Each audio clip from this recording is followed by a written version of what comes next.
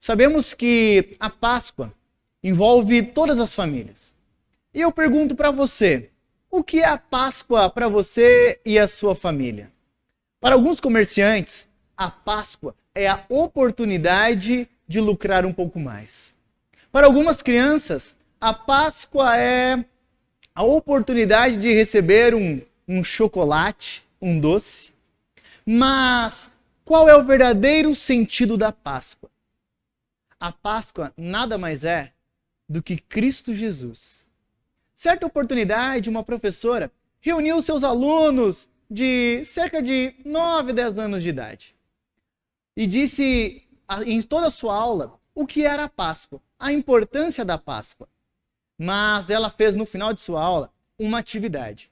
Entregou um potinho para cada um dos seus alunos e disse o seguinte: agora vocês vão correr no pátio. E era um pátio muito legal daquela escola. Possuía árvores, muita natureza. E disse, olha só, vocês levam esse potinho e coloquem nesse potinho o que significa para vocês a Páscoa. Qual é o símbolo da Páscoa para vocês? As crianças estavam eufóricas, felizes, cada um com o seu potinho segurando para que não caía. E então a professora deu a largada e as crianças saíram correndo, animadas. Elas tinham cerca de 10 minutos para encontrar algo que representasse a Páscoa para elas. As crianças estavam muito animadas. O tempo passou, a professora deu o sinal e as crianças retornaram. Cada uma segurando o seu potinho com as duas mãos, segurando para que nada caísse e colocaram em cima da mesa da professora. Nessa turma, havia um aluno chamado Felipe. Felipe era um pouco desengonçado, sei que podemos assim dizer. Às vezes a professora explicava e ele não entendia. Mas ele estava participando, ele também estava ali com o seu potinho. A professora, então, pediu para que todos colocassem em cima da mesa os seus potes. E ela foi e abriu o primeiro pote, o pote da Mariana. E ali havia uma flor. A professora olhou e falou, olha que lindo, uma flor, por que, Mari? Ela respondeu, porque a flor é muito colorida e a Páscoa para mim é um momento muito colorido do ano. É um momento muito feliz. E então abriu o segundo pote. Esse era o pote do Mário. E quando abriu, de dentro dele saiu uma borboleta voando. Ele tinha a capacidade de correr atrás da borboleta, pegou e colocou dentro de um potinho. E então falou com o Mário, e o Mário falou, olha, eu gosto da borboleta porque ela é alegre. E a Páscoa me lembra da alegria.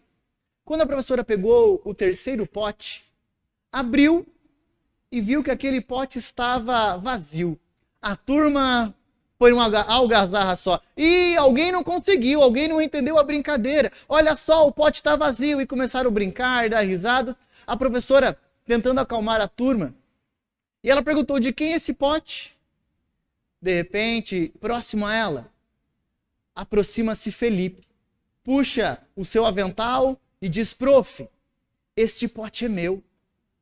E então os alunos que ouviram estavam próximos. Ih, gente, é do Felipe, olha só, o Felipe de novo. Não deve ter entendido. E a professora olhando, tentando compreender aquela situação, olhou, Felipe, você entendeu a brincadeira?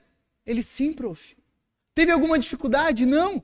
Mas por que você não conseguiu concluir a nossa atividade? Ele olhou e disse, prof, eu concluí. O pote está vazio, porque a Páscoa me lembra que o túmulo de Jesus também está vazio. Uma criança conseguiu entender que o verdadeiro sentido da Páscoa é Cristo Jesus. Certa oportunidade, quando Cristo esteve nessa terra, marcou por seu ministério, por curas, milagres, mas o marco da sua história foi a crucifixão e também o domingo pela manhã, quando ele ressurge. Aonde está o corpo? Possivelmente esta foi a pergunta que gerou todo um rebuliço na cidade. Pois Jesus, o carpinteiro de Nazaré, 33 anos, há 3 anos fazendo milagres e cumprindo com seu ministério. E agora teve um julgamento rápido, abrupto, injusto, crucificado. Guardas estavam ao redor do seu túmulo. Mas naquele domingo de manhã, quando Maria Madalena chega até o túmulo, ela encontra um anjo. E este anjo, vestido de um linho perfeito, branco, lindíssimo, ela olha E aqui na Bíblia nós encontramos a resposta da sua pergunta. Evangelho de Mateus, capítulo 28, diz o seguinte: passado o sábado, no começo do primeiro dia da semana, Maria Madalena e a outra Maria foram ver o túmulo. E eis que houve um grande terremoto, porque o anjo do Senhor desceu do céu e, aproximando-se, removeu a pedra e sentou sobre ela. O aspecto dele era como de um relâmpago, a sua roupa era branca como a neve. Os guardas, de medo do anjo, tremeram e desmaiaram. Mas o anjo, dirigindo-se à mulher, disse: não tenha medo. Sei que vocês procuram Jesus que foi crucificado. Ele não está aqui. Ressuscitou, como havia dito. Vivo estás. Aleluia. Cristo vivo está. O túmulo está vazio. Maria pergunta: onde está Jesus? Onde o colocaram? A resposta do anjo é direta: vivo está, como havia prometido. Imagina o impacto naquela cidade. Mas com isso também surgem dúvidas. Algumas pessoas diziam: esse tal Jesus nem existiu. Mas, ao contrário dessas opiniões, nós temos os manuscritos de Mateus, Marcos, Lucas, João, Paulo para atestar. Mas também dos romanos como Tácito, Plínio, do judeu Flávio Joséfo, historiadores que comprovam que o carpinteiro de Nazaré, de fato, esteve entre nós na Palestina. Alguns podem dizer: não, mas Jesus não morreu. Ele simplesmente se fingiu de morto. E então, pela manhã, ele saiu correndo de fininho do túmulo. Isso era impossível, pois Jesus havia sido açoitado muitas vezes, sem alimento, sem água, fraco. Além dos soldados, uma lança feriu seu coração, onde verteu água e sangue. Jesus não fingiu a sua morte. Alguns disseram: não, mas roubaram o corpo dele, os discípulos roubaram. Havia guardas, o túmulo estava selado. Muitos dos discípulos morreram porque atestaram a ressurreição de Jesus. Ninguém morreria por uma mentira.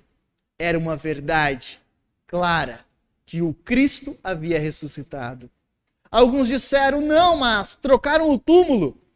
O túmulo de Jesus era emprestado José de Arimateia. Todos sabiam onde era o seu túmulo. Os seus amigos, os guardas, ninguém havia esquecido o túmulo em 2 dias. A melhor resposta para aonde está o corpo? O túmulo está vazio, porque aquele que veio a essa terra, venceu na cruz do Calvário, também venceu a morte, para que eu e você tivéssemos vida. O túmulo vazio é um símbolo do que o carpinteiro de Nazaré não era simplesmente um mestre ou um sábio, mas verdadeiramente Deus. O túmulo vazio nos lembra que Cristo venceu a morte para que eu e você tenhamos vida. Jesus diz que mesmo aquele que esteja morto, se crer nele, viverá. A Páscoa é um símbolo que o túmulo está vazio porque Jesus venceu a morte. E talvez você hoje que está me assistindo está com o coração apertado, porque os últimos dias têm sido difíceis. Quantas pessoas têm perdido a sua vida por causa dessa pandemia? Quantas pessoas estão com medo da morte? Quantos entes queridos nós tivemos que nos despedir de forma tão rápida e abrupta, pois ninguém estava esperando? Eu quero te dizer que a Páscoa é símbolo de esperança. O túmulo está vazio para que todos aqueles que estão no pó da terra um dia venham ressurgir com vida.